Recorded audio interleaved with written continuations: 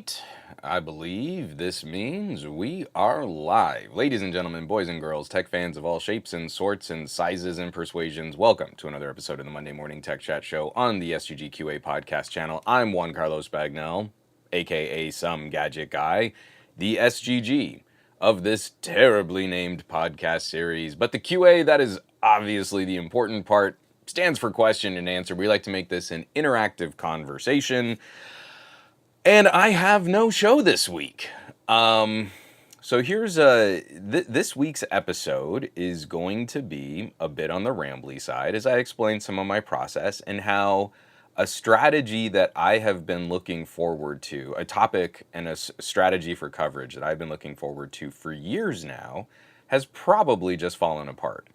So seeing some great faces in here already in the chat. Ron Guido, Gabaletta, J-Man150, Malik, John Gao, Diago, Simon Says Hypno, J-Man150, Tech Boy, Kapakash, Al Sabakli. I'm not even I haven't even posted any of this to social media because I'm literally still in chats with organizations like my bank and Microsoft. And I don't have a run of show, like notes of things to talk about. I kind of slapped some ideas together that we can kind of ramble through. And I'm so mad because this weekend has been amazing. This has maybe been like the best Father's Day weekend I've had since becoming a father. And my parents are in town, so my mom and my dad are here. My daughter went all out. Just incredible how proud she was of putting together a card and doing a fancy breakfast. My wife Marie just blew me away. She ordered bagels from Essa Bagel in New York and had them shipped. So we had real New York bagels for me and my dad. And my daughter had a dance recital on Saturday, and I couldn't have been more proud of her. We did a funky dad's dance. So they recruited me to join this crew of dads for the other parents at the dance studio. And I actually shared a goofy little video. Someone shot a little cell phone video of it, and so you can find that on the Discord.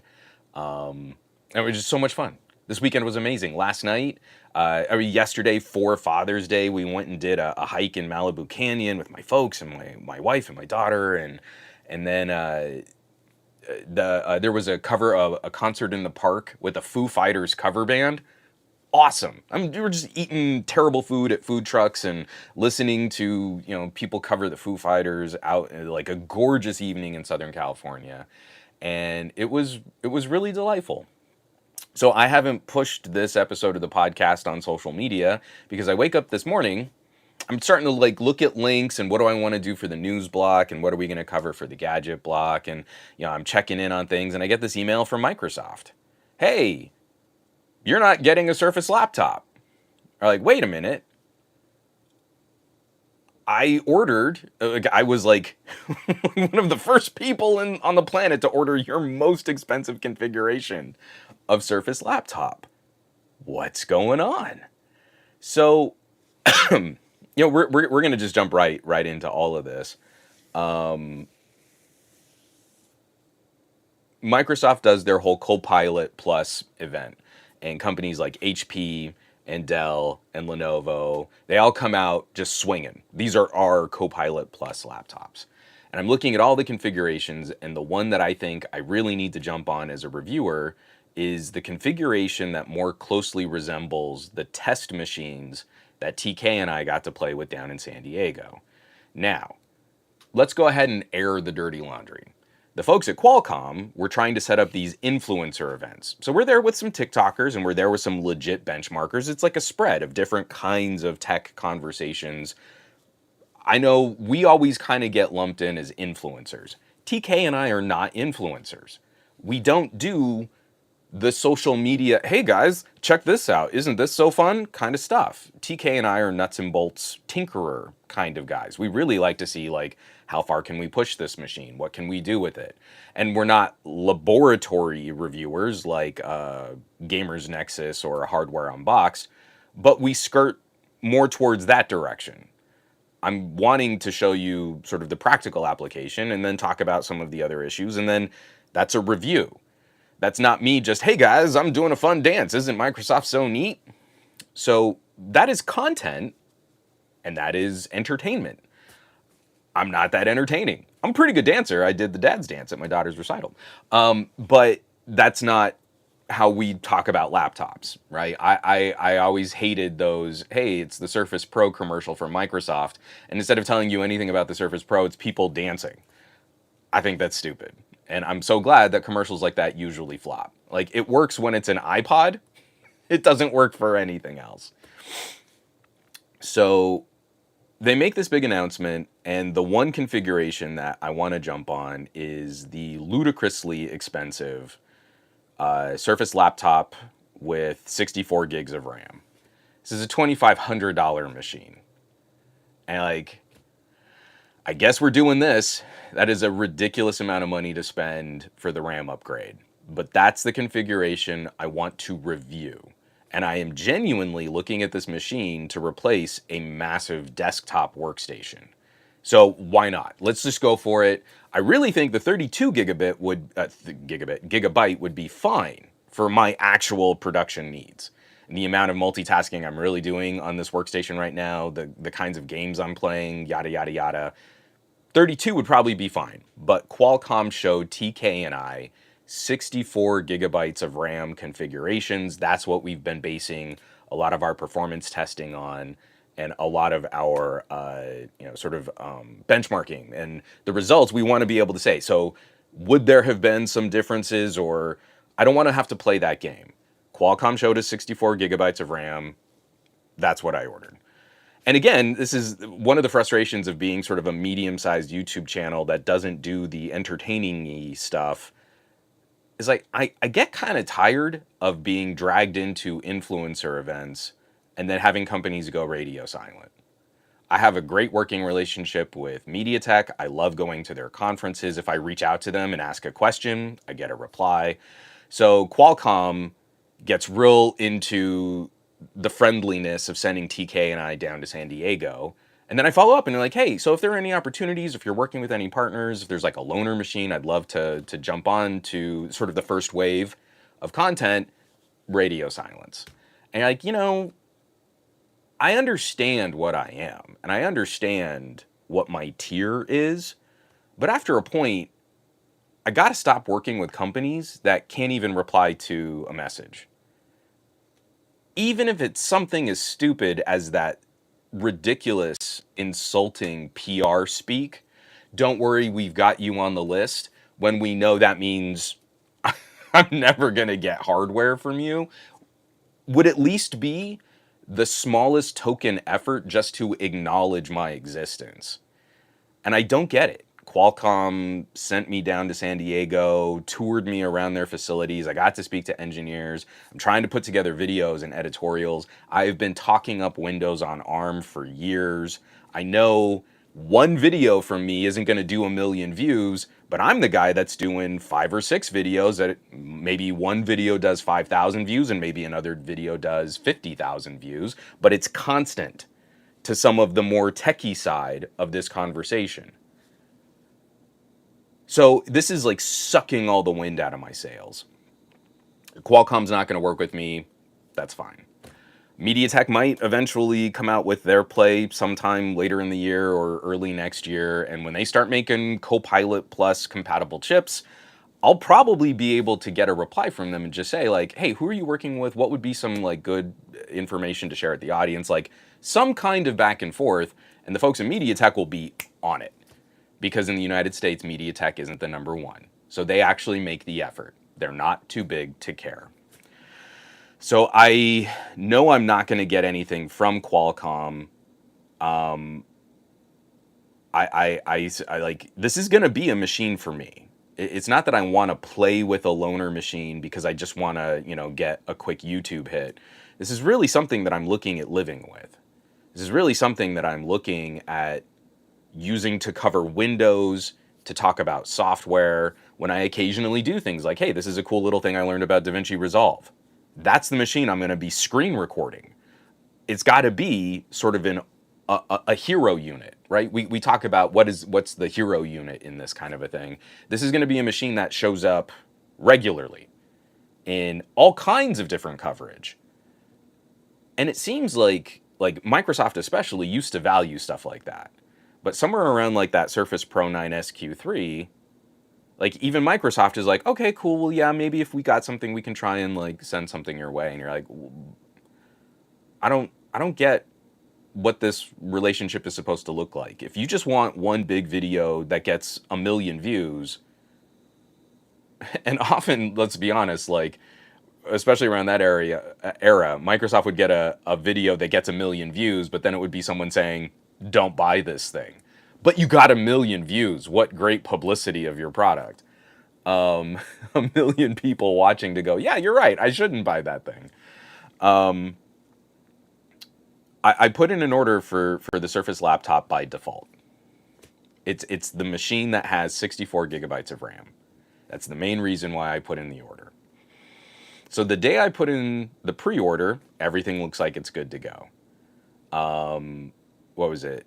It was a little bit more than a week ago. No, it was exactly a week ago. Yeah, because it was the Monday. Microsoft starts pinging credit cards, and I'm getting excited. I've got my pre-order in. I'm one of the first people. This is like the exotic configuration. It's the black Surface laptop. I even sprung for the extended warranty. I hated myself for doing that, but I put in the order for the extended warranty. And I get an email from Microsoft saying, hey, there's a problem, completing your order, your credit card's been declined. And no, I've got an incredible spending limit on my business credit card. That's not a thing. And it's shortly after I get that email from Microsoft, I get a text message from my bank. Or someone is trying to authorize a larger than usual purchase, which is also stupid because I buy a lot of technology components on my business credit card. And so would you like to authorize the transaction? And I'm out. This was after the podcast. I'm running some errands. I've got to jet over to a business mailbox drop. I've got to work with Marie on, this is like the last couple days of school for Lex. I mean, this is like a crazy busy day post podcast. And so it's this simple text message. And you're like, would you like to authorize? Press Y for yes, press N for no, and hit send. So I hit Y for yes, and I send it off. And you're like, now I'm panicked. It's like, I've got to get back to a web browser. I'm not going to try and do this on my phone. I really just need to sit in front of a computer and see, like, did Microsoft cancel my pre-order? Because literally, like, days after I put in my pre-order, TK tried to pre-order a Surface, and his estimate for, I think, the 32 gig variant was end of July, which there's no point. There's no point in us spending $2,000 on a laptop to review it the end of July. I hate that I'm going to say this, but a part of this does hinge on the business aspect of what kind of traffic might we be able to build on this conversation. Will it generate any conversation? And unfortunately, because this isn't a MacBook, I know that my follow-up videos on anything Windows related are going to be real low traffic. That's just the way this works. YouTube is going to sit on any of my videos that somehow don't go magically viral. But I want to put out those videos because I like having that kind of content. To me, it still does kind of ring true as some kind of long tail idea. Like I'll put out a video like just how to disable sticky keys in Windows 10. I refreshed it, how to disable sticky keys in Windows 11. Like stuff like that still kind of gets this little peppering of reaction of content. And I think that does help people. It's like the whole reason why I want to extend this conversation. But if you can't get that big spike of traffic right at the beginning of the conversation, you're out. You're done. And we know that all of the big publications have their machines. We know that Qualcomm has been seeding out review hardware to bigger reviewers that can get 100,000 views, 500,000 views on their first video. YouTube won't do that. Well, YouTube won't put my videos in front of the people that actually subscribe to my channel. That's not how any of this works. So I feel like my bank has now overly simplified the credit card approval process. And Microsoft's online ordering system is pants on head flipping stupid. It is almost non-functionally dumb. And between my bank screwing up this transaction that and apparently I'm not even allowed to pre-approve. So I am actively pursuing canceling this business credit card, moving to some other financial institution because of how poorly they've handled this. I actually have a call with an executive, whatever that means, at my bank to like say, this doesn't work. What you've done, text message, press Y to approve the transaction, completely failed. But I didn't know that that was still a problem. So I get an email from Microsoft last Monday. There's a problem with your order. We can't complete the transaction. And shortly I get that text message, press Y. So I press Y to confirm. Then I get home and I pull up the order through the email link. And the order page just says paid for with credit card ending in the last 4 digits of my business credit card. So I think, okay, well, maybe this online ordering system reran it after my bank approved the transaction. There is no other indication on Microsoft's ordering page that this order is being held for any reason. Past tense, it says paid for with credit card ending in these 4 digits. I don't know about you, but I have gone through the process of my bank in approving this transaction, and I have followed through on Microsoft's website to see an order that is being discussed in the past tense. So last Monday, it still says it's supposed to deliver tomorrow, and that's another thing that really pisses me off. So this morning, I wake up, my parents are still in town, we're probably going to get a little breakfast. I can put together a podcast while we're eating over the dining room table. This is going to be great. You know, I really love this. I'm going to see them off to the airport later this afternoon. This has just been a lovely weekend. I was ready to glow all over this podcast. I had all of the good feels and good brain chemistry to have a lovely sit back, casual, like, hey guys, I'm just feeling the love right now. And I wake up this morning at 6:30 in the morning to see another email from Microsoft. Your order's still held. And you're like, how is that possible? So I managed to get a Microsoft rep on the phone while I'm doing a live chat with my bank. And my bank is telling me, well, I mean, like when we send you the text message, that still needs to be cleared by a human fraud prevention specialist. So, I mean, that can take up to like 24 hours. Well, then it needs to say that in the text message, that if this is a time-sensitive transaction, it can't just be cleared. I need to call into the bank. And then on the Microsoft side, I'm saying like, if I try to place an order for a Surface laptop today, it's saying it won't ship until the beginning of August. Like I won't receive it until the beginning of August, which I'm not going to buy that laptop. I actually really did need this for a little mini trip that I've got coming up, which was sooner than August. So I'm actively on the phone with, and I feel bad for the Microsoft rep because they don't empower these reps to really see anything. But like he can't give me a confirmation. Like I'm working with them now. He says he has escalated it with the supervisor and that if we can clear the charge with the bank this morning, that it should still ship in the next day and that you'll get it in the next 2 days. And I'm angry that me receiving it 2 days later than when I would have received it means that I'm already out a significant amount of traffic on those videos. Literally waiting the extra 2 days to try and do the unboxing and setup video. Now I'm actively thinking I should just cancel the unboxing and setup video. Or if I do it, maybe I'll just do it as a live stream on the Patreon. Because then we can just like hang out and chat about it while I'm setting it up. I don't have to try and produce a video that no one's going to watch. But then I'm also 2 days behind on just getting up to speed and using it. And literally in those 2 days, every other major tech outlet is going to be like, whoa, I played this one game and it got all the great benchmark scores. And so then if I can, hey guys, and I did some other things too, it's already dying. The conversation on these machines is already peaked before we've even really gotten them. And I've complained about this before. Like, if you're a Samsung fan, you should be mad that search interest ratcheted by YouTube and Google is plummeting just as real people are getting their devices. The people who really spent their money on it and have amazing opinions on how these products work, you never get to see their content because someone with 10 million subscribers had it pre-release. They had it under embargo.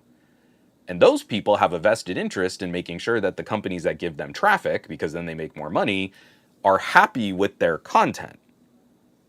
So then when it comes to someone like me and I'm willing to point out like, hey, this is really good, but I had some concerns about this, I do a review. So then a company like Microsoft or like Qualcomm probably won't be happy that, oh, he said the pros, that was good, but then he also said some cons. So I kind of get it. I get it. Like, why work with someone if like a singular video might only do 50,000 views, right? But then how many of those people do you know really follow up with those kinds of gadgets? Like, I did a video this week on the Vivo X100 Pro. The Vivo X100 Ultra is out. Why would we still be talking about the Pro? Because I've been living with it. And if you've noticed, all of my video B-roll right now is being shot by the Vivo X100 Pro, so I feel I've got something to contribute to the conversation on a phone that is still bleeding edge and is still unsurpassable by any current technology out there. Like, I feel like that's still a relevant thing to talk about, but I think that video's in for like 2,000 views. Fine. I guess that topic is dead. And I guess 1% of my audience was maybe interested in hearing more about the Vivo X100 Pro. That's what YouTube is telling me, is that if I do a follow-up video on something that is not Samsung or Apple, or maybe the Pixel can still kind of pull some numbers, only 1 to 3% of my audience is interested. And I guess that's the reality of what we do in tech today. So I'm still viscerally communicating back and forth with my bank, and it's galling because I'm gonna go ahead and proceed with this order because the Microsoft rep says if it can clear, we can still hold your place in line. And I don't believe him.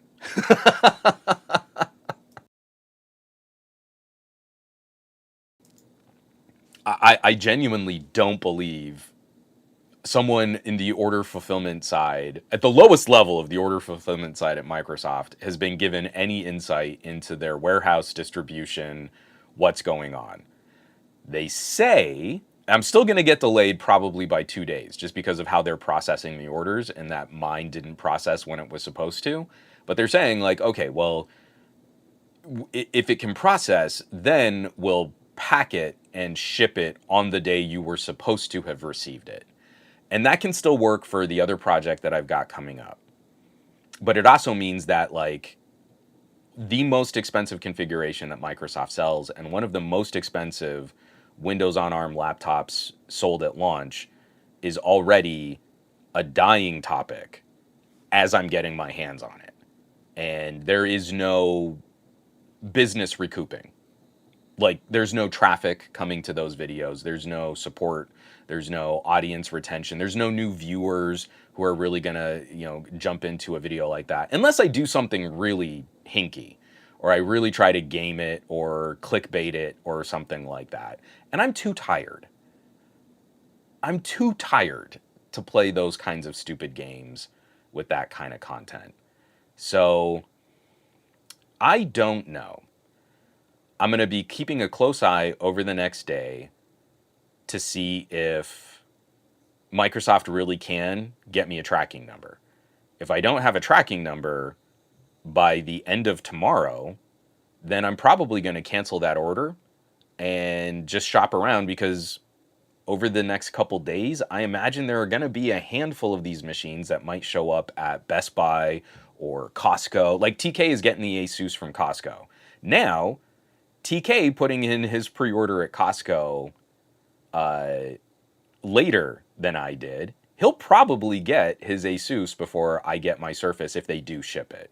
And I'm actively thinking, just because of how poorly this entire thing, like, The failure is not all Microsoft's, and it's not all my bank. My bank and Microsoft working together have destroyed the excitement I've had for a computing product that I have been waiting years to see. And I'm going to be going into a review just so bitter that like the impact I could have had has been destroyed by Microsoft and my bank colluding against me to just get one basic thing right. And I did what I needed to do. And I followed through and checked out the order. And I replied to my bank's text message. And I was pre-order minute one that I could get my web browser to refresh Microsoft's pre-order page. And now it's all for naught. And I appreciate there are people in this chat, and I'm sure you're going to come out and watch my videos. I'm going to get 35 people to I'm definitely there, and I'm clicking watch and thumbs upping and stuff. And that matters. That matters to me that we as a community can have these conversations. But as a business, that's not it. That's not how we sustain a business. I was so close to just canceling this podcast this morning. Because I still will probably need to, if I get the call back from my bank and if I get another message from Microsoft, I'll have to either stop or pause this podcast regardless. But I don't know that this could have happened at the worst. How do I want to phrase this? I don't know that this could have happened at a more sensitive time for my level of social media burnout, that this took so much away from me that if someone were to come up today and say like, hey, would you want to work comms for the city of Agora? I would say, F it all. I'm done with YouTube. That's how dark this pushed me after the best Father's Day I've ever had. Like, that is way too much to put on a laptop, right? That's unhealthy. I need to be able to take a step back and go like, whoa, man, that's not okay. But at the same time, it's like, this is the business. Like, that's how I'm paying a mortgage. That's how I'm putting food on the table. That's how I'm keeping the lights on here. It's how I'm providing value to like the kind of commentary that I want to be delivering to people over on Patreon. And this year specifically, I walked back a whole bunch of phone coverage knowing we were going to go into this laptop season, knowing that this summer I was probably on the hook for at least one really expensive laptop. And then I was also thinking like, hey, I could probably work the budget and get something else too later on. Like maybe when there's an X, not an X Elite, but an X Plus. And that way we could do like, hey, I can show you what the X Elite and then here's an X Plus system. But that's like a $4,000 or $5,000 investment in not just the laptops, but then in also like accessories. And I bought a new stand so that I could put this up to make a multi-monitor setup and cabling and hubs. And I'm going to probably need a different storage solution because I've got multiple drives in this workstation to get my work done. But now I'm going to have to work off the NOS. So I beefed up the NOS knowing we'd be going into it, but maybe I also need an external SSD. I mean, like, all of that stuff has these huge ramifications for how we budget and how we time the production of our content and how we want to be a part of that initial excitement. We want to be included as a medium-sized YouTube channel, but now maybe it's just like, I'm going to turn it all off. Maybe it only goes to the Patreon because those are the people that are directly contributing to how this stuff gets funded, and YouTube is increasingly getting in the way of how I try to reach out to people, how I try to talk to people. I just saw the new redesign. It just popped up in my browser. The new YouTube page is like this like super large window with like just an even smaller collection of other videos to watch, and buried in there somewhere is your comments section. And it took me forever to find how I even comment on a video. It's like YouTube is working as hard as they can to make sure I can't keep up a relationship with my own audience. So I'm trying not to just like turn this rated R for a constant stream of F-bombs. It's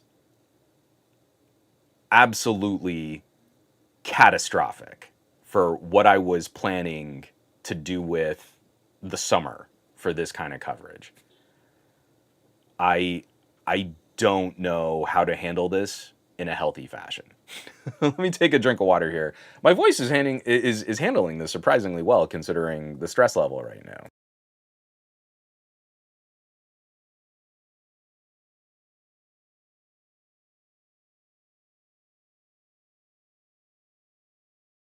Yeah, KMK0, I haven't let one slip yet, but I keep wanting to like from like the movie Snatch. Am I effed? I'm proper effed. Like it's and it's just so galling.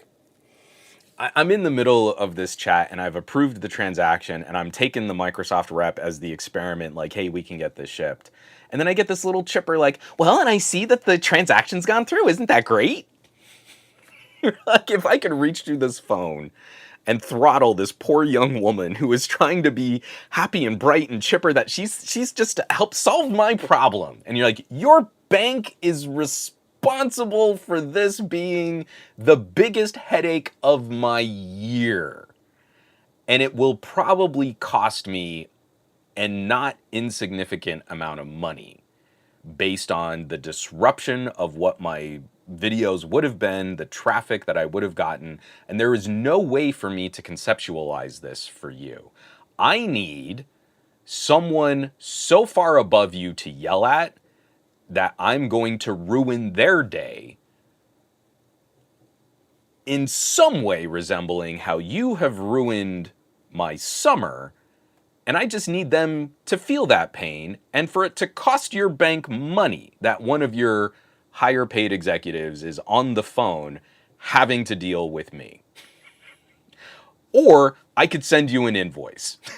This is the amount of time you have taken out of my life. And I bill at a pretty high rate. So this is what my time is worth. To fix this problem, this is what you owe me. And I can't.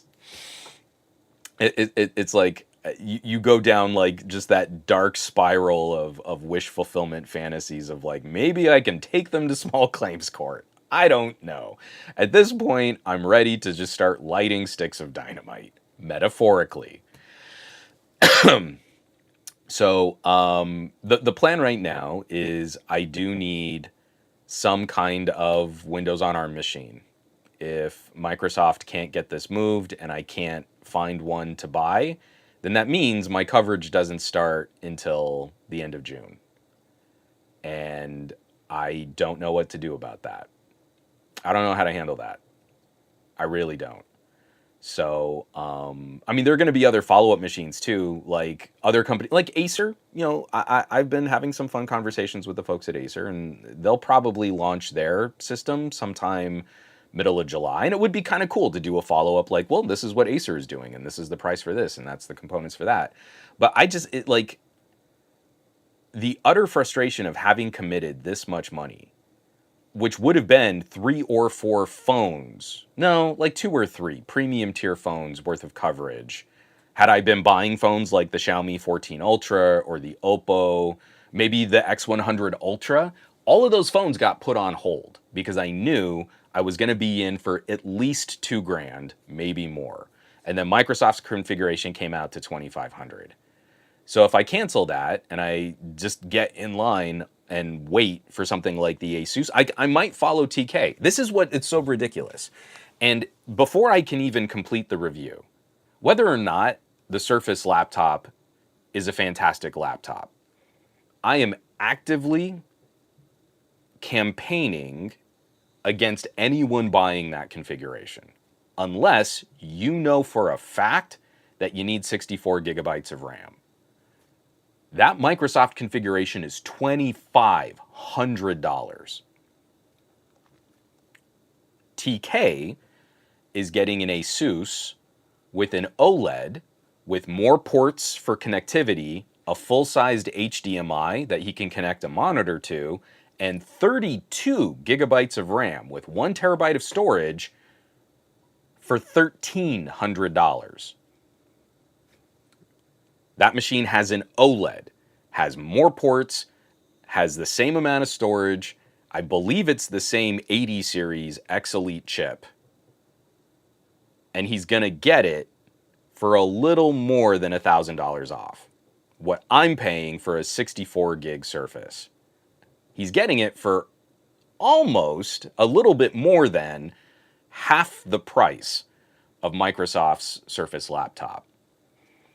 There are very few people out there who I think know they really do need 64 gigabytes of RAM.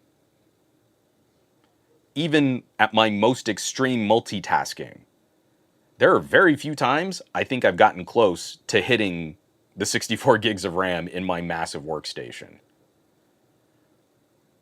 I landed on that configuration mostly because I wanted to compare against the demo machines from Qualcomm. But even the Surface laptop with 32 gigs of RAM is going to be a $2,000 machine. Without having reviewed it, and maybe there are going to be some other significant differences that Microsoft can apply to making this a nicer machine. Maybe it's just build quality. Maybe I'm just going to like the build quality, the sort of magnesium frame and the metal and aluminum and you know, like how they do the lift on the sensor and all that stuff that Microsoft does put a lot of attention into those little details. I don't know that that's a $700 difference between the Costco special of the Asus laptop. And like I'm talking myself into maybe I just cancel it. Like again, it's so dependent on timing that maybe if I can find the Asus, like maybe they get a couple at my local Costco and I can just roll up and buy one in person. Maybe it doesn't have to be an e-order. Sorry. Maybe I just cancel or return the Surface anyway. I hate that this is the game I'm now having to play.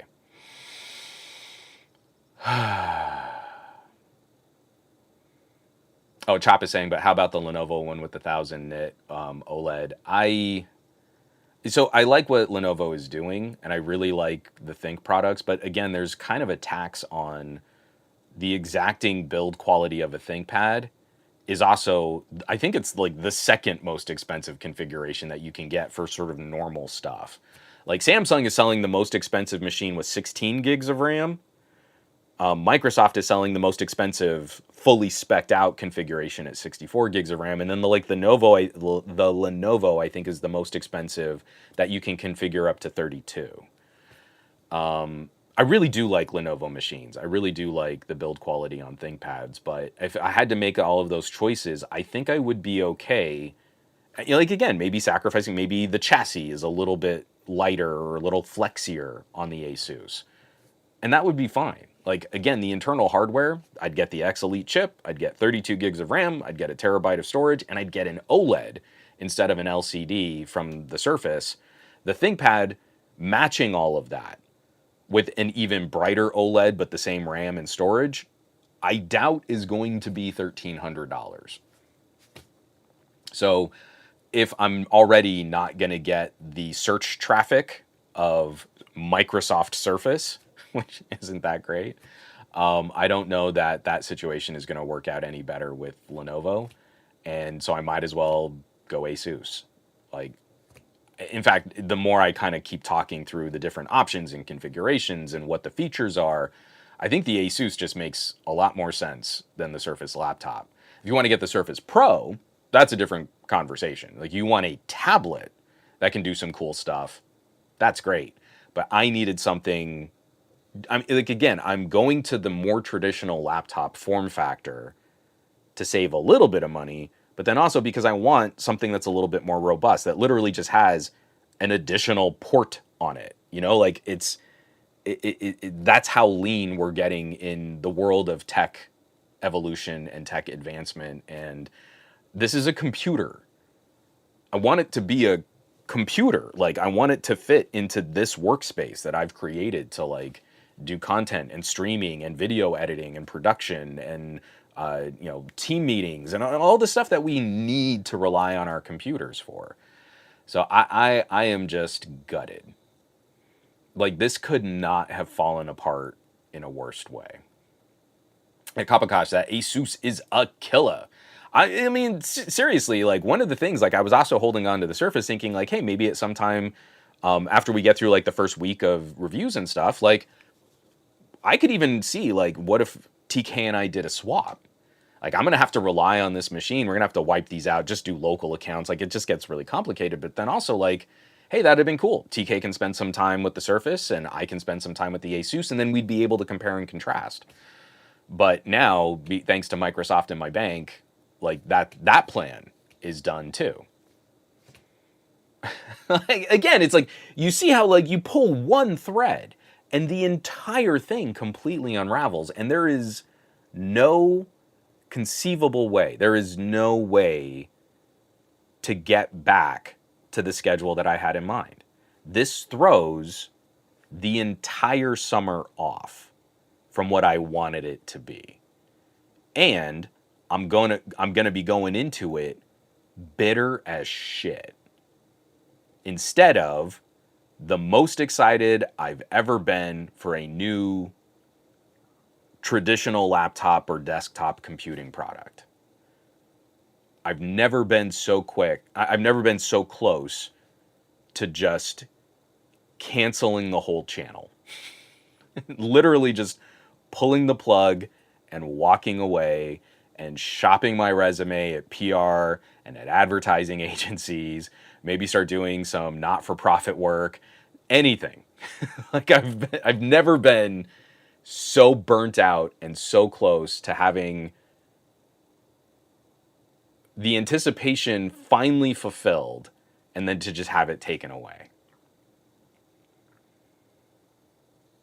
It's one of the worst feelings I think I've ever had in 20 years of participating in online tech discussion. And there's no way, there's no way to kind of convey that. Like, the words are insufficient. The only thing that will convey that is the action of me just going to the youtube.com/Juan and putting all of my videos to unlisted. Like, that's about where I'm at. Like, that's how dark this is getting.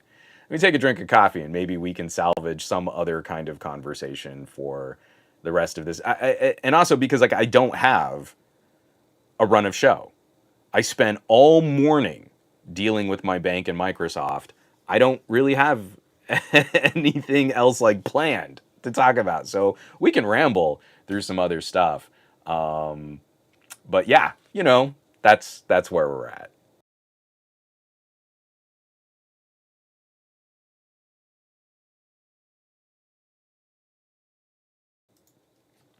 Diago, I thought you were working this business for us, your viewers. Those words are a dagger in my heart. I mean, man, it's got to be both ways, though.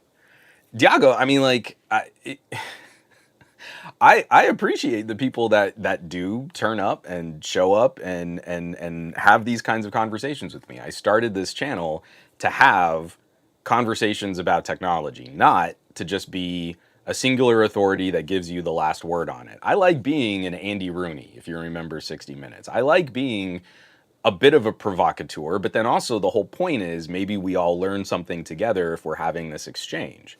So YouTube is increasingly interrupting that process. Social media is increasingly interrupting that process. Search engine optimization is destroying that for other things like website traffic. And I don't know that folks are listening.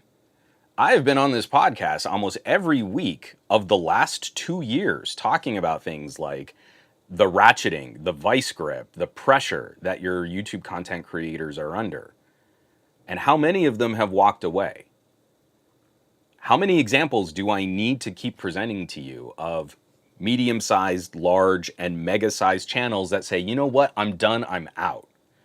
So, yeah, it totally sucks. Like, oh, I thought you were doing this for us. I'm also doing it for me, too. Like, how do you think we pay bills, man? How do you think we afford to run home offices and production spaces and studios? And, like, it's gotta be something that you can show some interest and growth and build off of and embrace this community. And all of it is atrophying right now. All of it is decaying right before your eyes. And I don't know how many more examples I can bring you of people walking away. And then I get the sadness, like, oh man, that's such a bummer. I used to love her videos. Or, oh geez, man, I haven't checked in on his channel in a while. That's so sad. And then you're like, yeah, it's all going away. It's all dying right now. I don't know how to prepare you for that. I don't know how to like keep telling you every week that this is the reality of being a content creator. I'm worried about a little trip that's coming up because I'm not going to be able to keep constant activity on social media, which means if I take even just a little time off to spend time with my family on a trip, I come back to dead social media metrics. I was not providing engagement and value to YouTube and to Threads, and oh no, that means my social ranking drops in days if I'm not constantly producing content that there's some engagement on. So that means when I get back, I need to work triple hard at getting engagement up again. But it never completely comes back. When I had 20,000 subscribers, I could pay rent off of ad revenue, just YouTube ad revenue. And then that all changed after the adpocalypse. Now it's the engagement plummets when I take a little time off. So this is also what you're seeing is the Juan who really hasn't had a vacation in years. Through a global pandemic. And I have not been able to just unplug. There's always something that I am working morning, noon, and night. Taking time away from like maybe just watching a part of my daughter's softball game or being at an event for my wife. And it's crushing because it is constant pressure to perform. So, yes, the business is I am creating content for an audience who want to discuss this kind of content or this kind of topic.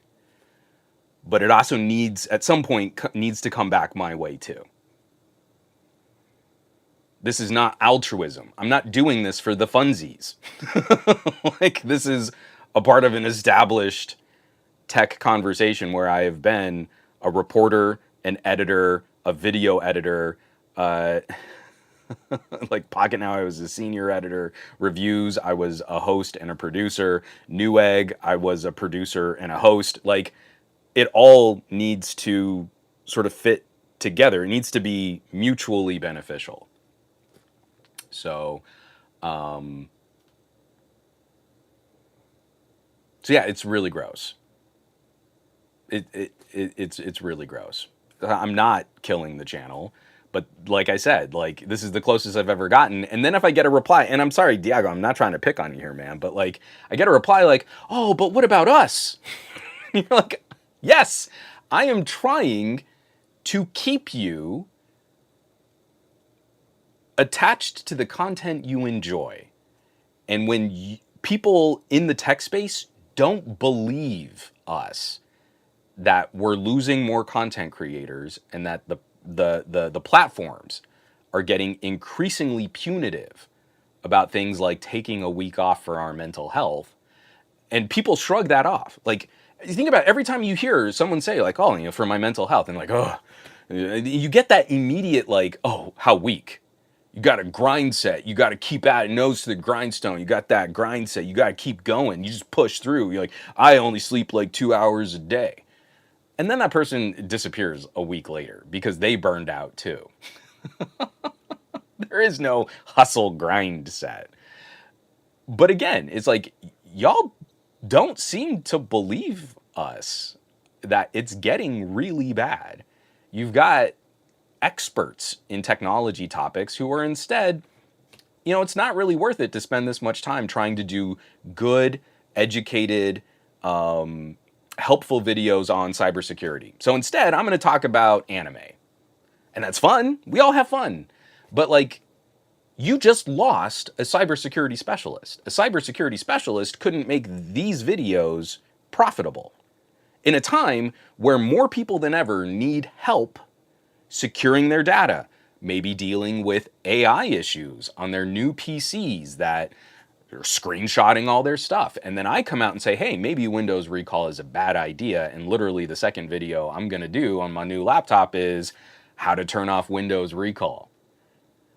Well, because of the constant aggravation and yelling from guys like me in the back of the room, where I was active on social media fighting every bootlicker who wanted to make Gen AI sound like the coolest thing ever. And that's all stress and aggravation and misery on social media, especially like on Threads. Threads is incredible at getting people to stay fighting. It's Facebook mini.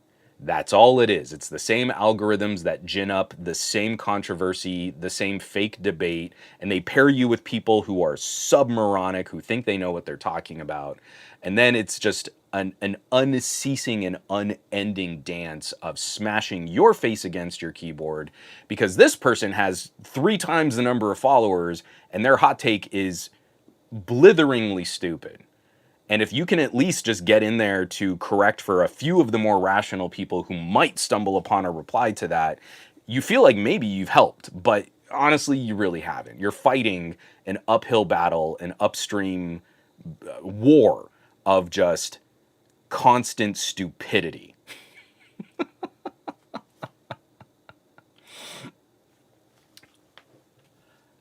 And then you get a small win. I mean, that's the other thing, like, that was maybe one of the big news topics this last week was Microsoft recalling Windows recall. And I wish I could say, like, I felt like I contributed to that. I had a post on Mastodon just explode. Because I felt like I'd finally clicked into the language to describe how I was feeling about it. And we talked about that, I don't think last week, maybe it was the week before. Just the ramifications of a screenshotting, language and image scraping AI system that also takes up like 30 gigabytes of storage space on the user's machine to perform this action and can't properly safeguard the database that it creates and sucks up all of the information that that screen might ever see from everyone that person communicates with. I'm so tired.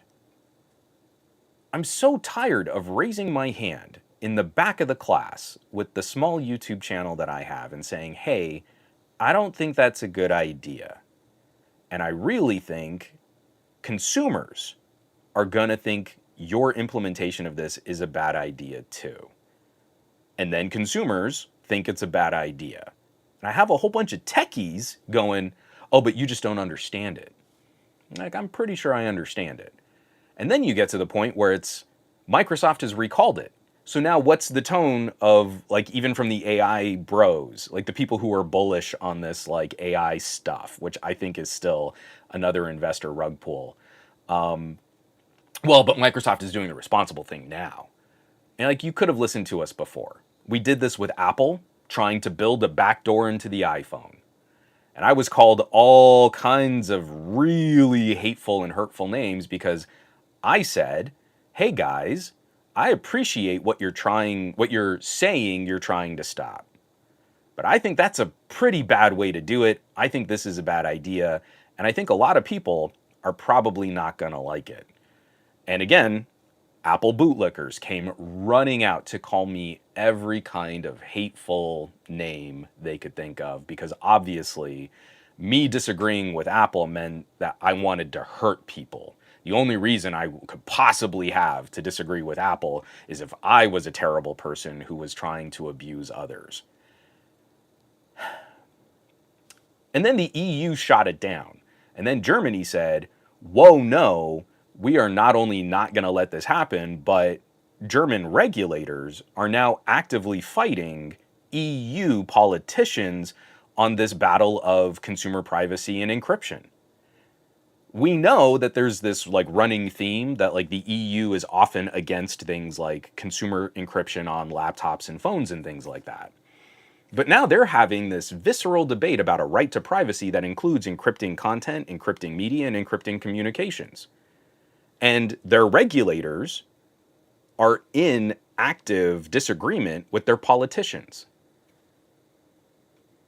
And there's never any follow through where it's like, hey, you know what, those guys who were saying maybe Apple doesn't have the right tact on this, maybe Apple isn't doing this the right way, there's never any recognition of that.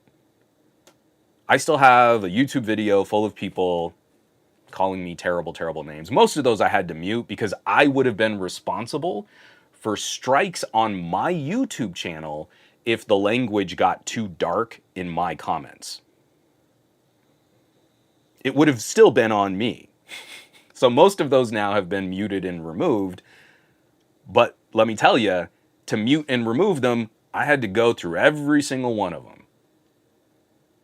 And there's no point in replying because it's just a mute and move on, and a mute and move on, and a mute and move on. And my skin's really thick. But man, it chips away at it, and then it's even more galling when it comes back, and you get a whole bunch of Apple bros now like, well, you know what? I'm glad that Apple listened to other people who had concerns, and I'm glad they took a step. Apple did the right thing again. You know, they listened to their audience, and they said, hey, this isn't the thing that we should do. And like, that wasn't it at all. It was because a handful of people got beat up. A handful of people like me who had slightly larger audiences, a few more people defending them and, you know, trying to buffer just the wave of hate you got for disagreeing with Apple. We were all punching bags. But there was never a mainstream media follow-up on this is getting shut down, this is the reason why, and this is why it might have been a bad idea for consumers. Apple never got that market correction. All that hate just went one way. And so it's just exhausting. I am so tired. Yes, we got a stay of execution. Windows recall has been recalled. And I want to be more positive on that. But I'm just so tired. And it's like, okay, now that Windows recall has been paused, now it's like we've got to move on to the litany of other issues in the AI space and the tech space and the consumer electronics space and broadband equity.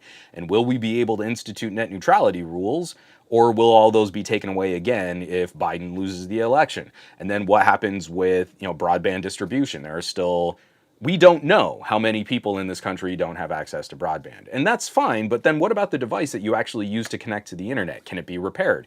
Do you have equitable rates for things like cell phone connections? Do you have access to good data so that you can participate in a 21st century economy? And all of that's still there. And I won't even be able to do the fun thing of showing you a cool new laptop that I spent way too much money on. So I guess this is the end of the review. Let me break embargo, right? Let's go ahead and just put it out there. I didn't get to pre-brief. I didn't get to spend any time under embargo. Don't buy the most expensive configuration of the Surface laptop unless you 100% know you need more than 32 gigabytes of RAM.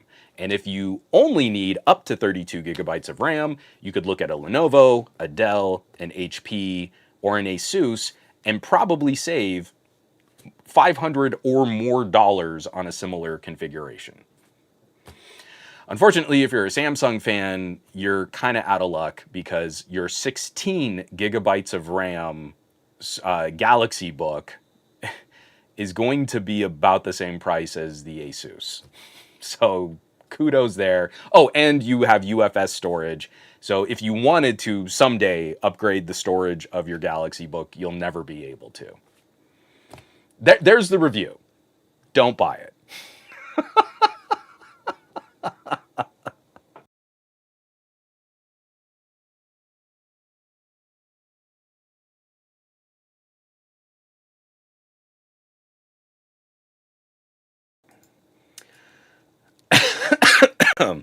Let me try and see. I'm sorry. I've been kind of clicking into some of these conversations. I see like there are all these comments and stuff like that. Gabaletta, I've cut people off my close circles because Apple is the reason my relationship with my brother has gone downhill. I think I kind of get it. because it's also like, how many times can you tell someone? I'm having this issue with one of my daughter's friends' parents, and I didn't realize, like, we live in a nice neighborhood. I realized, like, this family seems like they're struggling a little bit. Not like, oh man, we're not gonna be able to pay rent, but like, it's a family. They've got kids. They're trying to. Their kids are getting to that age where they're starting to get into tech products, and like they're starting to see, hey, we're all Apple. That means having to buy really expensive phones and tablets and laptops. And that was fine when dad just wanted something nice and when mom wanted a cute new phone. But kids don't take care of their tech. What does that mean? And how do you incorporate non-Apple tech into this all Apple ecosystem? Or do we just need to spend crazy amounts of money on stuff that's probably going to get broken really soon? But throughout all those conversations, they're also extremely reluctant to really talk about what like it means to sort of step and not just leave. It's not leave the Apple ecosystem, just take a step outside so that they can incorporate other things. So it just works. Apple's like media marketing presentation, the social pressure of staying in the Apple ecosystem. This is a family that is struggling with the idea of how much more they're going to have to spend on all of their kids' technology, and they're running headlong. There's like full speed right into a brick wall of what it means to not have everything Apple. The flip side of that is like another family we've been hanging out with, like they just renewed all their phones and they got Pixels because they got stupid, crazy good deals on Pixels. So I've been helping them out, like, yeah, there are some things that are different. I know you're coming from an iPhone. This is going to be a little weird. But no, let me show you how to do nearby share. Oh, we can airdrop. We quick share. We don't airdrop. Again, it's like they made that choice because like the amount of money that they were going to be dropping on parent tech, kid tech, all of the accessories, everything else, like, oh, this is a fraction. And that sucks because now they also feel like they're buying the cheaper thing. But the more you show them, like, hey, you've got a Pixel 8. Check out this photo that you just took. Look at this low light shot. Look how it gets your skin tone right because you're people of color. Look at those iPhone photos that you used to have, and now look at your Pixel photos. Oh, and you're like, come on. And it's just, yeah, I mean, Malik, and part of that's also it too. That's the cost of keeping up with the Joneses, but it's also just the cost of maintaining your own ecosystem. Maintaining your own infrastructure is getting increasingly expensive as you start adding to the Apple ecosystem. And like, it's hard. I'm not trying to shut anyone down, and I know I don't do a very good job of this because I like being a little playful and antagonistic with how I present content. But man, I've been in so many parent conversations too where I'll criticize Apple and someone steps up like I just kicked them in the genitals. And like, I didn't say anything about you. What I'm saying is this company is taking advantage of their customers, and this company is doing business in ways that do deserve scrutiny from regulators in the Department of Justice. Well, but I mean, who else would you do? I make the best purchases I could, and you're like, I use products responsibly. And you're like, yeah, you probably do. Doesn't mean Apple isn't raking your wallet. Well, I don't know about all. I mean, I don't think anyone would have been better. And you're like, well, then like what you own. Like, what do you want me to say? They're a $3 trillion company. You think they're golden? You think they're good? All right. Cool. Ghost Starscream. So about the Galaxy Watch FE launch, A1? Man, let me tell you, I have been so happy moving back and forth between my my TicWatch, excuse me, my TicWatch Enduro and my OnePlus Watch 2. I like the combo of these two together is like the lifeline I needed to stay on Wear OS. with excellent battery life and text to speech or speech to text transcription and rich notification support. I don't even really care about any of the little applets. My OnePlus Watch has Google Assistant. I don't use it anymore. I really don't. I really don't use Google Assistant anymore, except for literally the lowest level, set alarm 5 minutes, which I have a complication on my Tick Watch that just takes me right there. It's actually faster on the Tick Watch to do some of that stuff because I go swipe, swipe, tap, and then I have a timer, as opposed to enacting the Google Assistant, saying what I want, waiting for it to complete, going into a clock app, and then showing me that it's done the timer. I'm good. I've walked away from Google Assistant on a watch. It's so dumb now. Google has wrecked a lot of that just sort of immediate, this device knows how to do these really basic things. It was like in the very, very early days of cell phones. I had one phone that had a really rudimentary voice dialing system. And you could say, like, call mom. And if you did it specifically like that, if I had mom listed as one of my contacts, it would call my mom. The next cell phone I got after that had what was supposed to be so much more advanced, like it would understand, it would like scan and stuff. Voice calling didn't work at all. So sometimes when you need that immediacy of interaction, the simpler solution that we had already polished up that was working great is probably the better way to do it. I have another fitness tracker over here that's got like an AI built into it. And you're like, it's so slow. Why would I do any? So I can use my voice to search for something on the watch. And then I'm waiting. And then it's understanding what I wrote. Because what it's doing is it's sending my voice query through Bluetooth to my phone. Then it's going up to a server where it's burning electricity and gallons of water to do a search. And then that information is coming back down to my phone and then getting Bluetooth back to my watch. And then something talks at me through the watch. That chain is mind-numbingly stupid. And it takes so long to do. Let me get a drink of water here real quick.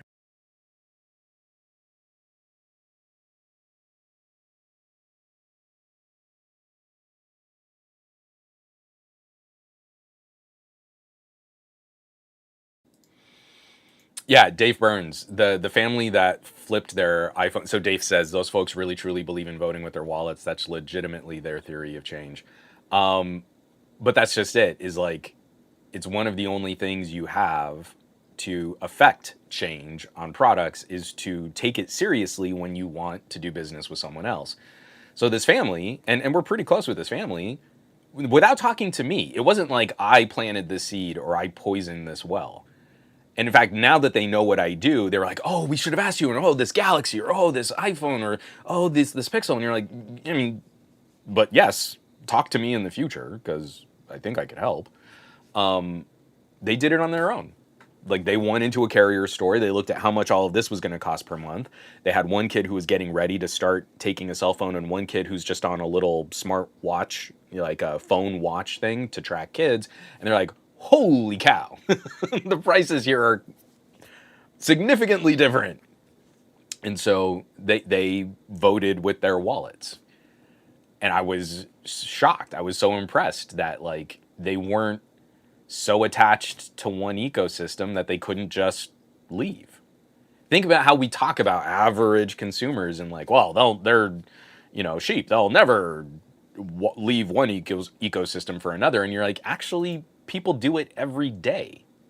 That needs to be a consistent part of this conversation, that people leave their phone manufacturer every day. And especially if you're one of those people who's trying to hold on to their phones a little bit longer, even if you stay on the same manufacturer, you're not getting a similar experience. Imagine going from like an iPhone 11 to an iPhone 15. That's not the same experience. Especially once we start jumping to like all of the full support for something like iOS 18. It doesn't look like an iPhone that someone had been using for the last couple of years. That looks different. It does different things. Even that, as conservative as Apple is with their changes, even that's a pretty big jump. So it needs to just be normalized when we're talking about this stuff, that the idea of going from, oh, what if I go from a Samsung to a Motorola? Then all this stuff is going to be about the same. The menus are going to be in a slightly different shape, order, and your icons are going to look a little different. Don't be afraid. You're fine. You got it.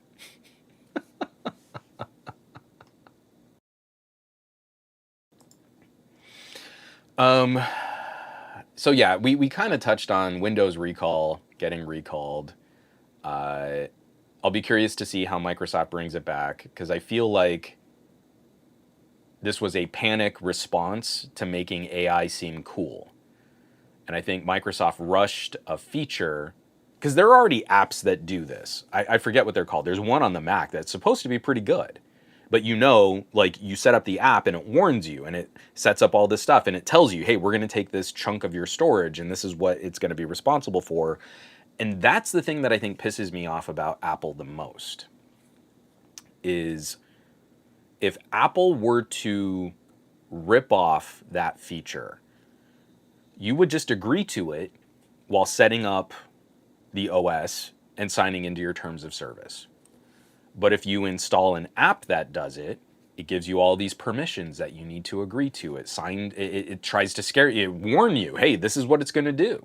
It's gonna look at everything that's on your screen. Are you okay with that? And Apple doesn't do that for themselves. And this really came to a head as we started talking about location trackers.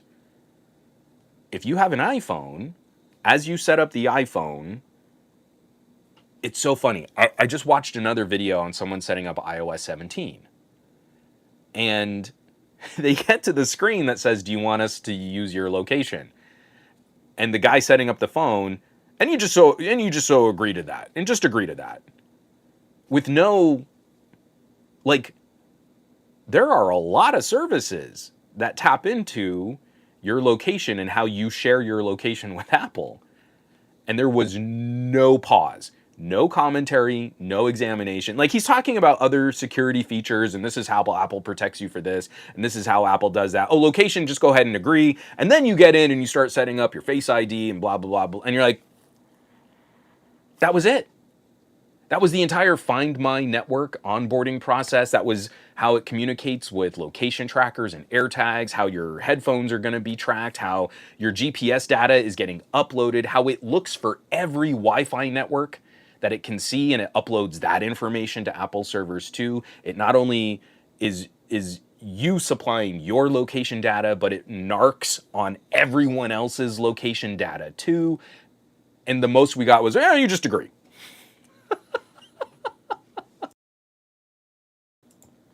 So then if you're on an iPhone, because I have a couple tiles, I did find, so I found my poor little tiles. The batteries are dead. I've had them for so long. And I only set up one of them as an example because I thought a year ago, we'd be able to talk about Android trackers and I was going to compare the Tile network. Now I don't even think it's worth it because, like, Tile's parent company is doing some really shady stuff with user data. Excuse me. But if you set up a Tile tracker on an iPhone, it's 8 confirmations. So you go and you install the app. Then you have to sign up for an account or sign in. If you have an account, log into your account. Then the iPhone warns you on every single step of what the Tile app can do. Uh-oh. This app is asking if you want it to be able to give you notifications. Do you want to give it notifications? And in the app, you say, approve notifications. And then the iPhone pops up a warning about notifications, so you approve it again. Apple doesn't do that to themselves. If you go into the Find My app for the very first time on an iPhone, you're already signed in. You've already been opted in. You agreed to all of this with one button press at the beginning of your iPhone setup. And so now we've got a bunch of editorials from people complaining about the Android trackers. Google really needed to get out there and nail this on the first step. But how? So when you go into your Google Find My app, it warns you, we're going to request your location, your location approval again. It's not tied to your Google account or to just your phone. And then when you're in the app, so it's just like if you were to set up the Tile app, if you set up the Find My app, it requests your permissions again, which is correct. You are doing something new for the first time on your phone that gives up your location data and also communicates with other people who are contributing to this network. It's a shared location tracking experience. You should be aware of what you're doing. And unlike Apple, you also have multiple levels of how much you want to participate. So you have to go into your settings. When I went into my settings, I don't know, because of maybe my other previous location security settings, it was off. So I think there are going to be a not insignificant number of people who check out their Find My app and then can't get good data on the location of their products, not understanding that they at some point probably turned off some setting in Google Maps that is now disabled the more accurate location tracking for their products. But, on day one of having a Pebblebee or a Chipolo tracker tag, it's just not as good. I went and I put the tag in a place, and then I got like a broad map. And it's just not as good as an AirTag. So, I mean, I wish it were better, but Google really needed to hit the ground running, and they failed to compromise everybody's security and not make it just works. If it just works, then it just works. But this doesn't. It just works. It just doesn't work. It's not as good. And like, that's the level that we're at with techies. Now imagine trying to have those kinds of conversations with people who just need to live their day and aren't entertained by the topic of what their cell phone can do, which is just ludicrous.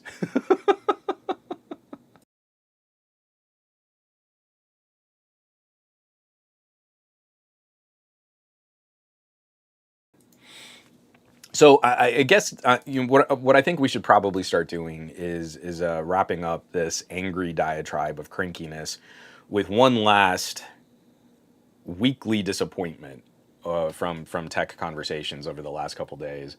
Where again, I kind of brought some of this on myself because I was being a bit of a snarky a-hole, but I just, it's like every opportunity to be perpetually disappointed in the inequity, in the disparity between how we talk about Apple and how we talk about every other company.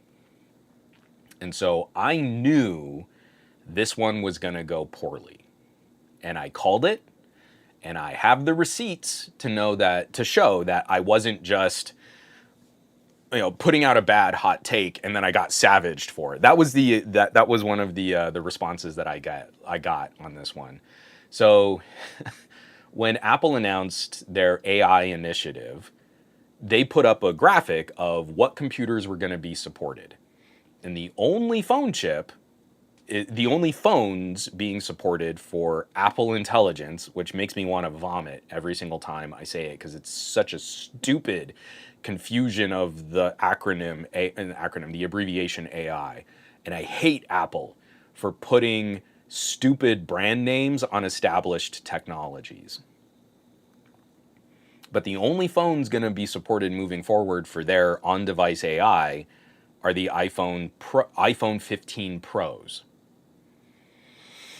Well, didn't this just happen in Android land the end of last year with the Pixel 8 and Google Gemini?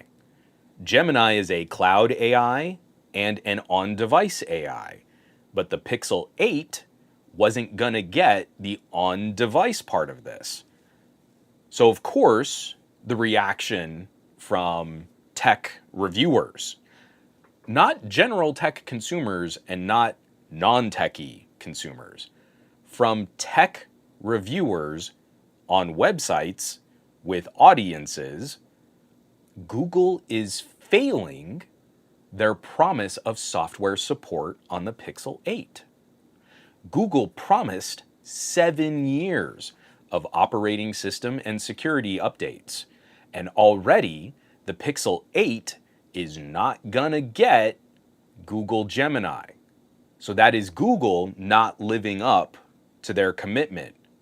In that same tone that maybe tomorrow Google will just cancel the Pixel like they canceled Allo and Hangouts, which is nonsense. It's horse poop.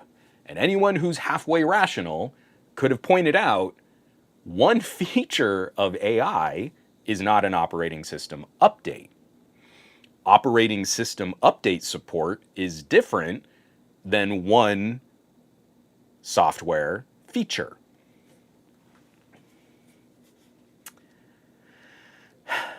So I saw the infographic from Apple's keynote, and it's the same situation. If you have an iPhone 15 Pro, you're going to get Apple's on-device AI. If you have an iPhone 15, you're not going to get it. That's exactly the same situation as the Pixel 8 Pro and the Pixel 8. So, of course, if tech reviewers are consistent, they should also go after Apple and say, hey, Apple just recently published publicly that their committed support was 5 years of operating system and security patches for the iPhone, but that some devices are supported longer. But they were committing to 5 years of iPhone software support. So I knew that this was already going to be toxic AF.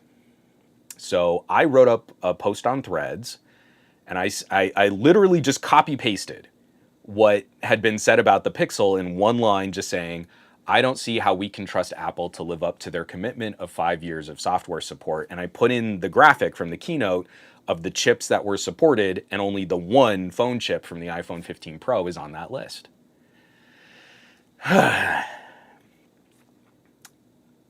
So I knew what this was.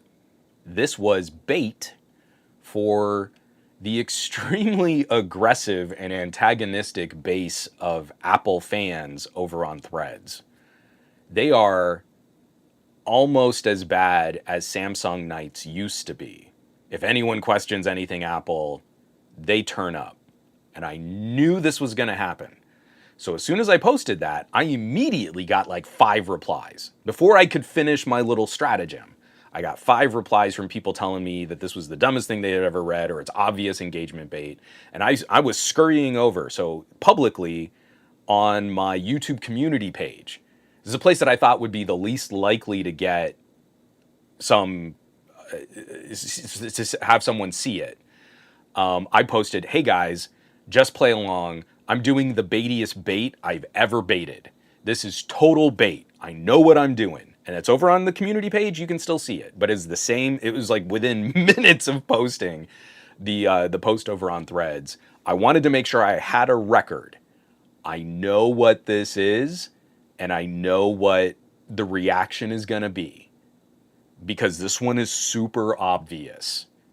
And it should be super obvious to anyone who's paying attention to tech and not just Apple. So I had 3 people show up and call me on it. In fact, Ike was one of them. Ike is like the nicest guy in tech commentary. And he was like, I think I know what you're doing. And you're like, okay, you got me. But for the vast majority of the replies and the comments and the arguments that ensued, it was an army of Apple hardcore fans calling me out for having a bad hot take. And that was one of the replies that I got. It was like, you just need to own it. You had a bad hot take and now you got savaged and you're trying to walk it back. Like, I don't know, I got the receipts. I'm better than you. So I put out a video just saying, the joke here is not on the Apple users. I baited the Apple users into giving me data, but I am not disagreeing with them. They have it completely correct.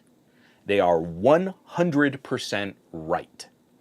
The iPhone 15 not getting on-device AI is not an indication that Apple is failing to support the iPhone for future operating system updates. And I actually had a lot of really cool people in that thread, like not argue, but just point out, hey, see what this looks like?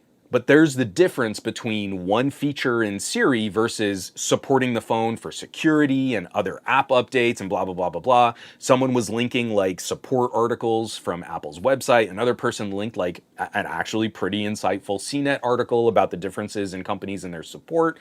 And like people turned out to also like help. And so I felt bad. I mean, like I say in the video, I put this all together in a video to explain what I was doing. And that's where I got the reply like, oh, you just got savage. You just need to own it. I'm stupid.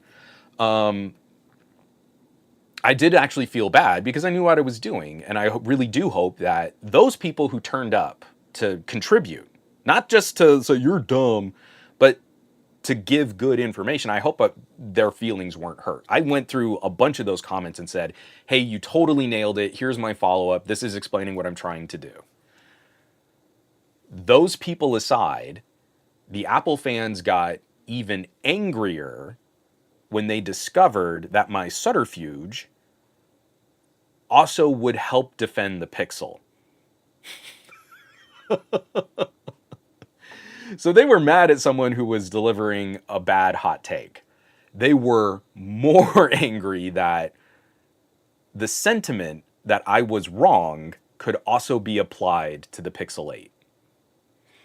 I had a number of people on Threads who seemed, I shouldn't say were, this is not conclusive, let's handle this like a court of law, and was like, objection, calls for speculation. I too can use legal jargon in everyday conversations. Sorry, I just rewatched Legally Blonde. It's a banger of a movie. They seemed that they were more upset that their own language could potentially be used to defend a Google product than they were interested in being right in defending Apple. That's the psychology of like what I ran up against last week. And even then, like I was being cheeky and I used the pejorative, the slur Apple sheep in describing some of these. Like you're going for the clickbaity crap in video headlines. But it was really disappointing because it was even on the Android side of this conversation. I had like someone screenshotted like what the forum reaction was. It was like on a Lemmy, of a copycat of a subreddit. Right, this doesn't have anything to do with Android, and why is he even using that sheep slur? What is even this? And then they like removed the content, and you're like, the whole video is about the Pixel 8. That's how stupid some of these people are in these forums. Like, in the video, I spell out, why was this ever a problem for the Pixel 8? The Apple fans who turned out on this Threads post were completely correct. It is not an issue to say that the iPhone 15 not getting on-device AI doesn't mean the iPhone 15 won't be supported for operating system updates. And what we needed was the backlash against all of the hack techies and reviewers who thought they were being so witty on social media and writing editorials and reviews. I don't know, I mean, Google can't even give the Pixel 8 Gemini Nano. I guess they're failing to do their support. And there's no market correction for that. Right? Where are the people saying like, hey, I went to this website and I actually got upset because of the way that you handled the Pixel 8. So I'm not going to be participating with your news organization anymore. Where is the follow-up on that editorial to say, hey, our bad, we called this one wrong. We presented this in a way that was antagonistic to the Pixel, but really we see that this is like a trend playing out. And I understand at the time, like Samsung was saying like, hey, we can do Nano on an 8 gigabytes of RAM device. But it doesn't mean that Samsung can do it well. And Samsung has not earned a reputation of doing stuff like that and then following through so that it is the best version of that. Samsung's reputation is not golden there. So to come back and say, well, Google said they couldn't do it and Samsung said they could. I'm inclined to listen to the company that's making the AI platform and is making the hardware for the phone and them saying, this probably isn't going to run well if we do it. Do you want it to run or do you want it to run well? Because there's a big difference between those two positions. But like, we never get to see the follow through on that. We never get to see the ramifications. Or, you know what also would be kind of cool? There are a number of articles that you can find online, and I'm not going to point you to any of them because I don't want to give them traffic. But if you seek them out on your own, I can't stop you. I'm not your dad. Happy Father's Day. There were a number of articles making fun of OnePlus's extravagant RAM on the OnePlus 12. It must be a gimmick, just a spec sheet bullet point to make one number look bigger. You know, the Chinese OnePlus 12, you can get that in a configuration up to 24 gigabytes of RAM. How hilarious. This phone has more RAM than most laptops. OnePlus must be trying to scam their users. This is going to provide no performance benefit. Unless you think AI is a thing. And I said it at the end of last year. TK and I were talking up, especially after the MediaTek event. I have an interview on my YouTube channel talking to MediaTek executives about their plans for generative AI, because they have to work with their manufacturing partners. They can't just dictate what goes into the rest of the phone. They just make a chip. But if you're going to make cool AI stuff, boy howdy, when you unpack these models, you're talking about tens of gigabytes of data. And MediaTek was responsible for creating this new method of compression just to help take some of the burden off of cell phone manufacturers. But they have a whole little bit in there where I ask them about Apple's plans for their future of devices, and a MediaTek executive pulls no punches. I don't see what Apple's going to do with AI. They don't put enough RAM in any of their products. I can't imagine they're going to be unpacking these kinds of models, or they're going to be able to do this kind of image generation, or if they're going to be able to do this kind of processing. And he was completely correct. If you have the most expensive configuration of the iPhone 14 Pro Max, was that like a $1,500 phone? You don't get to play with the new on-device AI capabilities. You're obsolete. If you think AI is going to be cool. I don't think AI is going to be that big of a deal, but, you know, I'm spending a lot of time on my Pixel 8 Pro and my OnePlus 12. Both of those devices have enough RAM inside of them to play around with some of this, you know, image generation capabilities for like speech to text transcription, summaries now in the new Recorder app. Some of that stuff is really cool. Kind of digging it. But when TK and I at the end of last year said, buyer beware, if you're worried about your brand new phone this year being obsolete next year, what you need to pay attention to is the RAM. That didn't really get through.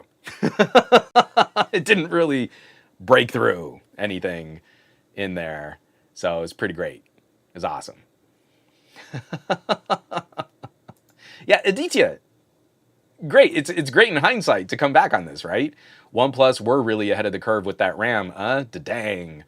I mean, and like anyone who was looking at what the next phase of this fad was going to be, if you want to play with this stuff and you want it to be faster and you want it to be more seamless and you want that experience to be more polished, that's one of the constraints. If you have an on-device model, that model needs to be unpacked so that the NPU can reference that information. And that information can then spit out some kind of result. It's a little different than your CPU or your GPU, but it's still the same idea of referencing a bucket of information. Well, where does that information live? It lives in your RAM. So the phone still needs to operate as a phone and a computer and a messaging platform, and maybe you're also listening to some music. It's like it's still a multifaceted, multitasking computer, so it still also needs its own quantity of RAM. So let's say you've got 4 gigabytes of RAM going to your system processes. That's only going to leave 4 gigabytes of RAM to unpack a humongous model to do like billions of parameters in that model to then spit out a result. It makes perfect sense why Google wouldn't want to do that with Gemini Nano on the Pixel 8. Increasingly, we've seen as we've gone through betas and testing, you can get really flaky system UI performance, and the Android skin can crash because you're not allocating enough information to all of the things that are happening on that device because you ran out of RAM. So the more we integrate on-device AI capabilities, the faster you're gonna hit that brick wall. And especially because this is the type of stuff where going to swap space, where you can use a bit of your phone storage as like a temporary holding spot for information to be processed. That doesn't work very well in this kind of situation. Let's say you dedicate 4 gigabytes of RAM, of storage to be used as a temporary swap space. It's still way slower than your RAM. Your RAM is a lot faster than your SSD or your UFS storage. So, oh yeah, Dave Burns, this is completely correct. Dave says, I have a feeling the RAM was probably 6 gigs on the iPhone for a while. They have a habit of leaving no breathing room to boost their margins. And we also have to believe that Apple has a roadmap that's like 2 to 3 years out. So anyone who's acting like, well, how could Apple have known the end of last year that they were going to do AI? This is the dumbest thing I've ever heard. Because I've heard people actually make that as like, well, but I mean, this AI caught everybody by surprise. It really didn't. You are not doing a good job of sourcing your tech news. If you're listening to people who were surprised by on-device AI, hold on. Sorry, that laugh and cough kind of caught me at the same time. I couldn't catch my breath. No, then they're terrible at tech. If you're listening to like podcasters or pundits or editorialists who are like, oh, how could have Apple have known? Then you just need to unplug them immediately. Thankfully, there aren't a lot of people who are that stupid, but there are a few. Oh, KMK0, this is a spot on. Apple could win this battle if they just allowed us to download more RAM. I mean, you wouldn't download a car, right? But if Apple could download more RAM, then we'd just be there. But the flip side of this is like it does spur on really exciting other technologies. Like I'm not hating on AI because I don't think it will improve products. I just think the improvements are going to come from really mundane sideways applications of this technology. It's kind of the same thing. Like I don't really think cryptocurrency or NFTs are things to invest in. But I do like the idea of a boring distributed ledger that a number of computers work on keeping safe together and it's all updated by a community. Like there's a really lovely idea to the idea of blockchain, but blockchain in itself is just a database that's backed up on a bunch of different computers. That's not exciting. That's not a sexy technology, but it's a really practical application of one of these types of distributed ledgers. That's cool. So when we say things like, oh, you can just download more RAM, you know what's really cool? This has encouraged companies as big as MediaTek and Qualcomm to re-examine their investment in things like compression. I don't want to get all Silicon Valley on you. Is it middle out compression? I'm not going to go too deep in the weeds there, but that helps everybody. That helps your cloud storage act faster and store your content more safely.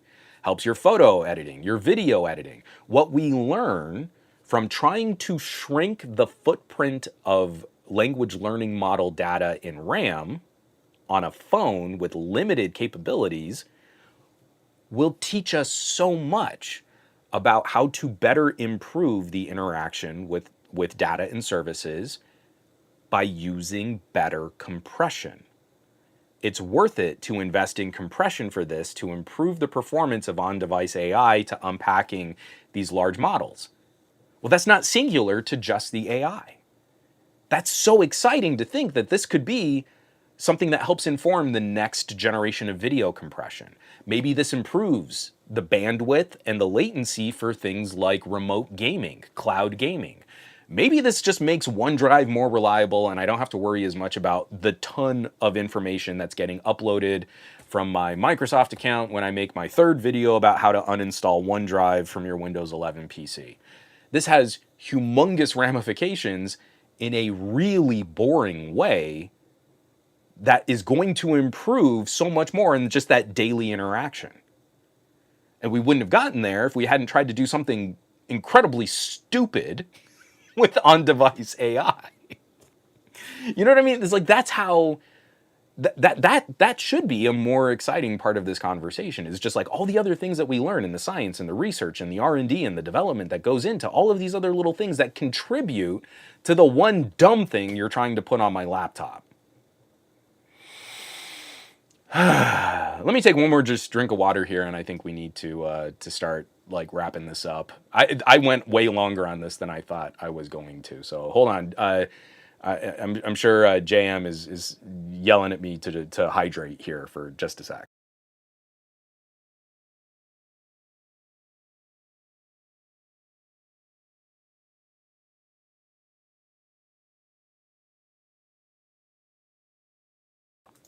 Oh, Muppinish. Stuff like this is awesome. Muppinish says, Juan, have you seen the Render Network blockchain? It's a way to outsource your own GPU power to people in need of it.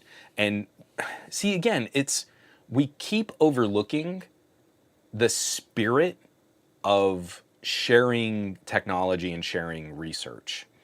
I was constantly running my old AMD T-Bird for folding at home. I don't know how much that contributed to my electricity bill. We've always had pretty high power bills no matter where we've lived. But that was something that I felt compelled. Like I felt like I can't do this research. I've worked on supercomputer clusters. I know there are researchers and there are academics and maybe even high school students that need a bucket of compute power. And I'm happy to put up my little dual core Athlon and let them go to it when I'm asleep. Just let it run, fans spinning all night. I mean, there is something so incredible and so lovely about the passion that drives the actual scientific research, the actual development, the experimentation that goes into learning about how this stuff works. And then that eventually can become a product that can improve another piece of technology. But now it just seems like we've raced to vice gripping and impoopifying all of this stuff. I saw another editorial, and I don't know how accurate this is, but I think it was a current Google engineer in their AI department, just talking about how OpenAI has actually set the entire industry back probably about 5 years. That OpenAI raced into a monetization for large language learning models that won't really deliver revenue, but now has made the LLM a more prized and proprietary piece of technology. So all of this open community that was working on how do we train a model and how do we deliver it better information and how do we get better results, now everybody's put walls around their language learning model and there's no cross-pollination of ideas. And I believe that. So now when we look at other ways that we can enact machine learning, the massive corporations are spending all their money on LLMs. There are other ways to do machine learning. And that is getting increasingly less visibility, less focus, and less funding. And for when they do get funding on some other kind of general intelligence solution, it's highly proprietary. Because this is going to be such a huge investment. Oh no, what if someone else benefits from our research and they can monetize a product? We better keep this locked down. And that's just so incredibly sad to me. Like what Muppinish is saying, like, yeah, I could run my 4070 and let someone else tap into that when I'm not using my PC. I'm probably not going to do that because now I've got a workstation on a 1200 watt power supply, and that's even more, an increasing load for our electricity bill, especially as we get into the summer months and we're going to be running our AC constantly because of climate change. But no, we're not sharing now, which means these products are actually going to lock. They're not going to improve because they're not getting the criticism and the insight and the fallibility and literally just the passion of the folks who would have hobbyist worked on this ish for free, let alone the companies that are hoping to invest in it to make it better. So there is no startup in AI that's really going to take off. Engineers don't want to work an AI job at a tiny little garage company that's working on like a rack of servers. If they can get a better pay rate at a Google and know that when they work on AI, they're going to be working on data centers, that's more enticing, that's more exciting. So you're not going to get disruption in that. You're not going to find the next Apple in this landscape because the engineers and the talent aren't looking at making a little garage computing company anymore. It's dead. All of this is decaying in front of us, which goes right back to me talking about just the stress and pressure of even just making videos talking about this stuff. Like if we can't show growth and we can't extend these conversations to our community, and these communities aren't embracing other conversations and bringing this information back and forth, then we're becoming just a singular little bucket of a topic that a social media platform said was trending, and that's the only relevance it has. The only reason for me to exist is to sell you products and hawk my affiliate codes. And now when PR reaches out to me, that seems to be the only thing they're interested in. It wasn't that long ago where I could have really interesting conversations with PR reps and say, hey, I really want to do this as like kind of a challenge. It's not going to be a review of your product, but it will be featured heavily and we can make this. And I think it would be a really good synergy of ideas. And those are the videos that traditionally do really well on my channel, but not anymore. And YouTube gets in the way of those videos. And now every PR rep just wants me to read the specs at you and tell you it's a great buy. And then you can go down into my video description for a promo code. So increasingly, I only get to make those videos when I really do believe that stuff about the product. Not a lot of products live up to that, man.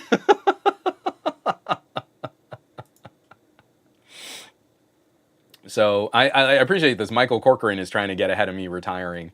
We need someone to step up and start a Monday night stream. Where's Michael Peppertech? What does he do on Mondays? So like Corcoran over here is like saying, yeah, I think Juan's burning out. I think he's dying here, and we need someone else to fill his Monday spot. Already writing me off, Michael. I see how it is. I see what you're up to. That's great. Dave Burns. But I was told that capitalism spurs innovation. And you know what, man? I hate that I'm showing like my leftist leanings here, but I genuinely do believe that the financial incentive of making something cool can spur on an innovation, but we have no guardrails on any of this. And it really doesn't achieve what these companies promise us. Think of how many years we've been disappointed in a lot of the upgrades and the initiatives and removing features from our phones, and then listening to Apple executives in DOJ briefings say, well, I mean, we're actively looking at how to give consumers less and charge them more. And you're like, well, we always felt that way, but now they actually have it as evidence in a DOJ case. And there's no pushback. There's no outrage on that at all. It's just the way it is. What are you going to do? You're going to buy something else? Probably not. Oh, well, I guess we just have to suffer. And, you know, when Apple takes something else away from us, like, you got to get used to it. Or you got to spend more on fixing it with a more expensive solution, what they used to have. Oh, well. I love it. So, oh, Aditya, this is exactly what I was thinking of too. It's funny, we're on wavelength here. Aditya says, one of my fondest memories from your channel was your old phone challenge you did with Erica Griffin and a few others. Your collaborative spirit was and still is incredibly unique. I miss Erica so much. That was a channel I lived on. And she's gone. No more. I think the last video she put out was 2 years ago. Has it been that long? So yeah, it's pretty tough. So Michael is actively campaigning. This is hilarious. Nice, man. Check it out. I mentioned Monday night just because Gadget Goddess does Tuesdays, Easy does Wednesdays, TK and Juan have a Thursday night. Holla at Your Boy does Friday, El Jefe and Nomad do Sunday. Like, man, I don't even have a corpse yet. Like, this body is still pumping blood. And he's like, nope, don't trust it. Juan's out.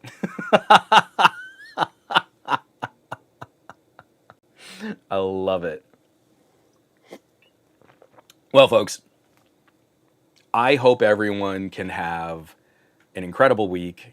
You're going to have so much fun listening to people talk about X Elite laptops. I believe the shipping and the embargo, I'm not on any of them, so I don't need to worry about if I'm breaking an embargo, but I'm pretty sure everything's going to be going up in the next day or two. So the initial shipping estimate for the laptops was tomorrow. I will not be getting my laptop tomorrow, and I probably won't be getting it until like Thursday or Friday at this point, if I do. So be ready for all of the really positive videos talking about how great Windows on ARM is, even though they've completely ignored all of the progress of Windows on ARM over the last couple of years. And if you're in this chat, you've known that you could use your phone as a capable computing device for a long time now. But suddenly, now major tech contributors and editorialists and reviewers will finally have seen the light. So I probably won't be a part of that initial conversation, and that kills me. That really guts me. That I can't tell you the levels of disappointment that I will not be able to jump in, hit the ground running, and share that from day one. And I don't know. I really emotionally don't know how to handle that. Something has really been taken away from me here. So I want everybody else out there to have a good time, though. If you've been following some good tech chatter in these spaces, if you've got some creators that are doing good work and good consistent work, get out there and support them. Share. You have to be a part of fighting every terrible algorithm on a social media platform if you want your content to remain. Or you have to accept that all you're going to get is bias confirmation in marketing. It's up to you. I cannot express in any clearer fashion the responsibilities of an audience are higher than they've ever been before. And that's where we're at. So I hope everybody has an amazing week. Do awesome with your technology. Be awesome with your technology. And keep helping other people, because I know you're the best tech neighbors out there. And I'll catch y'all next week, probably on another episode of the Monday Morning Tech Chat Show. Be safe. Take care. I love you all.